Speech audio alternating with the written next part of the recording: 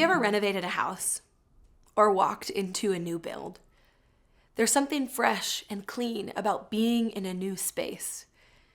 Being made new is the core image of our scripture today. Today's reading is a throwback to the Old Testament.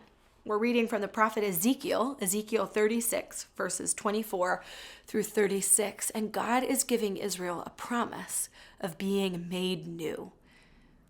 This is long after God's given them his law at Mount Sinai.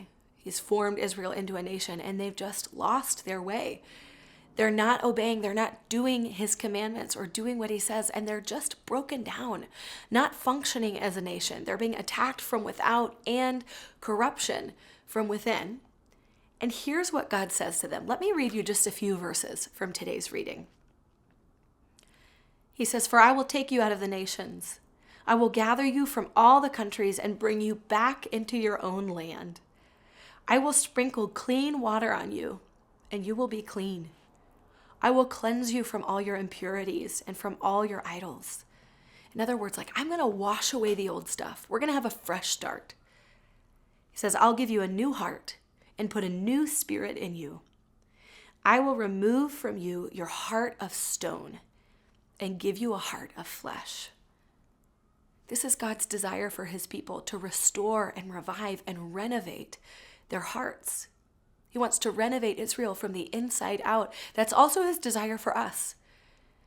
That as his children, we would be people who have soft and tender hearts. Hearts that are marked by compassion and love. That we would be people who feel our feelings, who aren't calloused and untouchable in the world. Where have you grown hard-hearted? Where have you become calloused and stuck and hard? Maybe you've become self-protective and built a barrier around yourself. I love this image, this promise of God that he wants to give us a heart of flesh, a beating heart, in place of our hard hearts of stone. Read this whole piece from Ezekiel today. It's really beautiful, his promise to restore and redeem. But it's not just one-sided. God is inviting them to this new way to be made new if they will obey, if they will practice his commands. Think about it like this. If you renovate your home and then you move back in and you start smoking so the house smells like smoke, and you put markers on the wall with your kids, the house is not going to feel new and clean for much longer. But what God is giving us in exchange for this new and soft heart is a way to walk with him that keeps our hearts soft and tender, that keeps our eyes open and our way pure. He's offering to give us this second chance to wash us clean with tender hearts. But we have to maintain and sustain that. And the way we do that is by walking with him, by studying his word and by following it. Like we talked about yesterday, because we love him, we obey. And he gives us commands because he loves us. This is the dance of love with God. He instructs us on how to live, and we obey in faith, trusting that his way is better than any way we could design for our own pleasure or passion.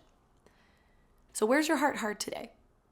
Can you offer that hard spot to God? Maybe it's a hard place about the way you spend your money, or a relationship you're clinging tightly to. Or maybe you're just unfeeling in certain ways. You've lost the ability to care. Can you offer God that hardness of heart, trusting that he's inviting you so that he can give you back a tender heart in its place?